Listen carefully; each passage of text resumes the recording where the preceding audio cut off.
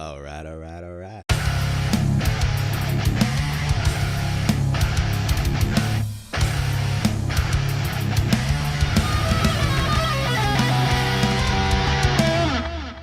What's happening, my fellow geeks and geekettes? Welcome to a brand new episode of Cosplay Chris. And today it is the Cosplans, my lineup for 2020. Now, one is actually carrying over from last year, so it's going to get an honorable mention, and it is that of the Phantom. Oh, there's a daddy long legs. Hey, friend. So yes, I didn't get around to finishing my Phantom cosplay last year. I was hoping to get it done before I met Billy Zane at Adelaide Supernova. Did not work out, but I'm kind of glad because it would have been a case where I would have rushed it and it wouldn't have turned out exactly how I wanted it to. So I'm going to try my best and endeavor to get it done this year. Like I said in my other video last year announcing the Phantom cosplay, it's going to be a mixture of Billy Zane, old school comic, and kind of modern tech. So something similar to Christian Bale's Dark Knight and Dark Knight Rises suit with some plating. Something that's going to protect his body so he can carry on being the Phantom for many years to come and not just a bloke in a lycra suit. Now, before I get to the rest of my lineup for 2020, I just want to give a massive shout out to my friend Daniel, who is known as the Cosplay Kid here on YouTube. Daniel actually sent me some fan mail, and the fan mail actually arrived a day after I filmed my latest fan mail unboxing, so I figured I'll throw in his fan mail here at the beginning of this video because at the moment it may be a while before my next fan mail video, so I just want to spread the word, show you guys his amazing work, and you can also check out his YouTube channel. Avast shield alert is expired. Go away, I'm trying to film. So Daniel's actually included some photos of his cosplays, including the Flash and a Tusken Raider, which is very cool. He also included some photos of yours truly with some very nice filters over them, some very art deco looking filters, which I really dig. Thank you, sir. And the piece de resistance, and a concept that I really dig, is he golded up and really pimped out a Jack specific Batfleck figure. And I love it. It kind of looks like a figure that would be like a limited edition, you know, sort of pop vinyl thing where there'd only be like 1,000 made, and I just really love the concept. I love how he's blacked out the mouth plate and the eyes, the chest emblem, the belt. Kept the cape. The cape works. The cape really does work, man. You've done an amazing job. Even the fins are black. So Daniel, thank you very much for that, my friend. I will leave a link to his YouTube channel down below. Go check him out. He does some amazing work. Can't wait to see where his skills take him in many years to come. All right, sip of coffee, and we're good. So I'm not going to sit here and say these are the cosplays I'm going to smash out this year.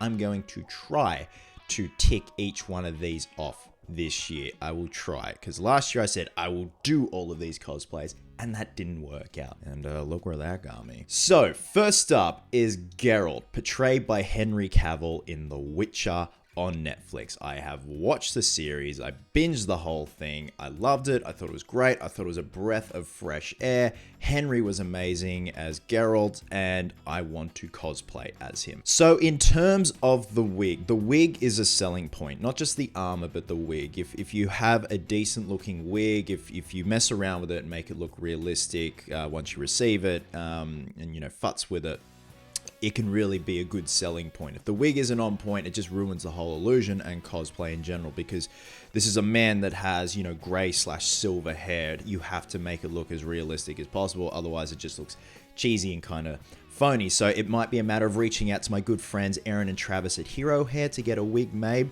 So that's happening at the moment. In terms of the armor, I'm going to go for EVA foam. It's going to be a mixture of some leather parts, EVA foam. So the padded undergarments I'll probably actually be getting off an Etsy store, but it's just one of those things where it's easier just to buy the thing from someone who knows how to make this stuff, because I'm not a seamstress. I'm not well versed with a sewing machine. I wish I was, but it's just basic stuff. Nothing like the padded undersuit that he wears, and I don't know the actual name of it, but it does have an actual name. The pants seem like it's some sort of a denim with kind of leather parts and leather plating on it.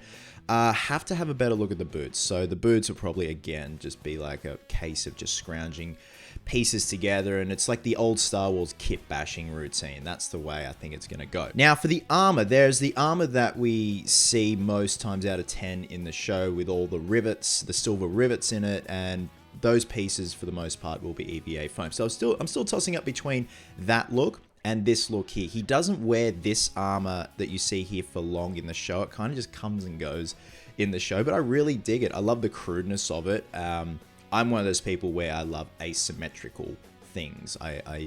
Some reason symmetry just kind of pisses me off. I can hear the people with OCD having a meltdown right now. So yeah, there will be a video series on that because I really do want to delve into how the EVA side of things is going to go with the armor, and after Alexios I have a lot more confidence now working with EVA foam when it comes to full armor pieces, and it's a lot of fun. And EVA is quite forgiving and it's cheap as well, so if you stuff something up, just cut out another piece, champion. Next up, Edward Scissorhands, but not a normal Edward Scissorhands cosplay. This is a Victorian Edward Scissorhands cosplay. So I've touched on this in other videos before. What if Edward was, say, 90-95% completed? He still had, you know, scars, the pale complexion, but his inventor had not passed away as of yet. He has eyebrows, he has a haircut with the black slick back hair, and he has a nice Victorian kind of gothic coat, beautiful pants, beautiful shoes, but he still has the scissor hands. So most of the work has gone into the scissor hand props that I make, and actually here's a demo video for you guys to see of the completed props. I went back, refurbished them, updated them, made them more practical, and I actually sent this footage off to Stan Winston Studios, and they reposted it on their Instagram. They loved it, which is great. You know, it's praise from Caesar essentially, because Stan Winston Studios built the scissor hand props for Johnny Depp and they did his makeup. So check this out and then I'll tell you guys exactly what I'm doing in terms of the costume.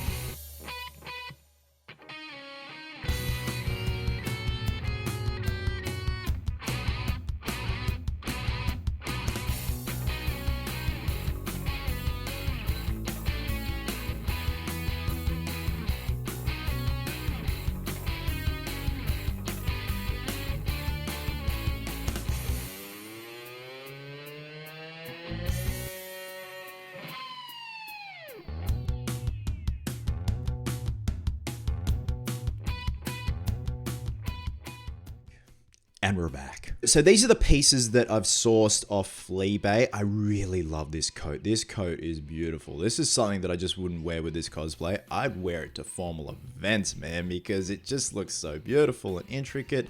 The pants as well just have some beautiful intricate patterns going on.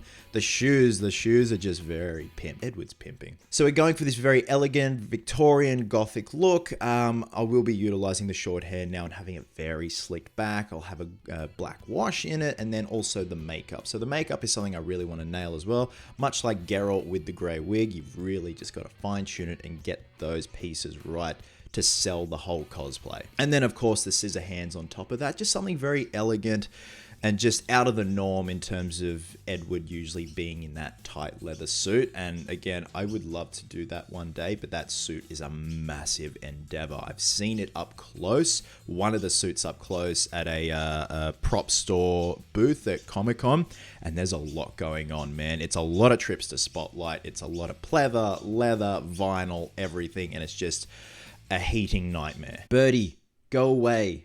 Stop chirping outside my window. The second last character for my 2020 cosplay lineup is Nightwing from the Titans TV series. As soon as I saw this armor, I fell in love with it. I have watched the show. I've seen Brenton's interpretation of Robin and Nightwing. I love it. It's cool to see a fellow Aussie portraying another comic book character because Aussies are great at doing that. So there were some leaked photos here and there of Breton trying the Nightwing suit on. It was studio shots, and they were very grainy and very blurry, but everyone was digging it. And then the HD shots came out, and then shots of the suit on display came out, and it just looks great. It's simple. It's pretty much how it is in the comics, and you know the original look of Nightwing. I love it. It's that really tight kind of motorcycle armor, but it's not at the same time. So very similar to the Dark Knight, where it's very form-fitting. You have the nice aesthetics going on there with the body and the anatomy of the body. So a good friend of mine, Art Deving on Instagram, has just recently completed the file of the armor. So I'm going to be purchasing that file, very slowly print it out, do the body work on all the armor pieces, take silicone molds of them, and probably do flexible urethane castings to glue down on an undersuit. And I love the blue. I love the metallic blue. Again, it's just such a simple costume. It works and it looks awesome. So I love it. So Nightwing, finally doing Nightwing. And now that the hair's short, Nightwing. Even though I could have done Nightwing with long hair, it doesn't really matter. It's just easy. Last but certainly not least, something I'm very looking forward to, Mandalorian, accompanied by Baby Yoda. Now, not just normal Mandalorian and a regular Mandalorian cosplay. So I'm actually going to be going for the upgraded armor look, the chrome armor. The helmet will be coming from my good buddy Chris Robinson over at GC5 Effects, and I'm going to be doing a tutorial on how to paint the helmet and give it a nice chrome finish. At this stage, I'd love to use the same paints that they used on the actual screen used armor that Legacy Effects made. It's from Imperial Surface, and I don't know how to pronounce it properly. I think it's Illuminastar. That's the name of the paint, possibly? Illuminastar. So it's from Imperial Surfaces, and you feed it through an airbrush, and that's the stuff they used on Pedro Pascal's Mandalorian armor, which is cool. It's very expensive though, and it's from the States, so it'd probably be a bit tricky getting it into Australia, unless there's a supplier here. But again, the premium and the markup would just be ridiculous. So if you can get away with it, creating a chrome finish with something else and something local, fine, I'll give it a go. So going back to that, this isn't going to be a normal Mandalorian cosplay. I don't know off the top of my head. There was a fella on the Replica Prop Forum on Facebook that posted this concept of doing a Mandalorian cosplay with Baby Yoda, but have his pod that he travels in, his hovering pod, cut in half and have it as a baby knapsack. You know, when mum and dads are walking around, they got the baby strapped in the front, and the baby's just hanging and just sound asleep, loving life. He had that concept, and he actually did it. He 3D printed the pod and Baby Yoda, had him nestled in there, and the Mandalorian was holding a coffee and a juice. I love that. I fell in love with that. So when I do that video, I am going to track down the fella who came up with that concept, because, you know, it's because of that concept that it planted the seed in my head to do that. So we'll be doing the armor over a Hawaiian shirt with the baby holder with Baby Yoda. So at this stage, Baby Yoda will be 3D printed. I'm going to take a mold of him, and then we'll do castings and stuff like that. And I'll probably will have a little mini Hawaiian shirt, much like the one that I'll be wearing. So it's kind of like father and son on vacation, holding a coffee and stuff like that, but still have the armor on over the Hawaiian shirt. Just thinking outside the box. It's silly, it's goofy, it's stupid shit, but it's fun and it's funny at the end of the day. You gotta have a sense of humor about this stuff. We did it, guys. That is my lineup so far for 2020 for cosplays. I may add stuff to the list. I don't know. I'm not making any promises. Not anymore, because of what happened last year with the Phantom. So thanks very much for watching, guys. I actually got a text message from my mate Luke last night. He has nearly finished color grading the skit, building a cosplay expectations versus reality. So at this stage, he's going to have it done by this Monday. I'll probably upload it on the Tuesday. Now, just bear in mind, this is like a 2.5 minute skit. It's nothing major, but I just want to do these little short burst skits, just something funny.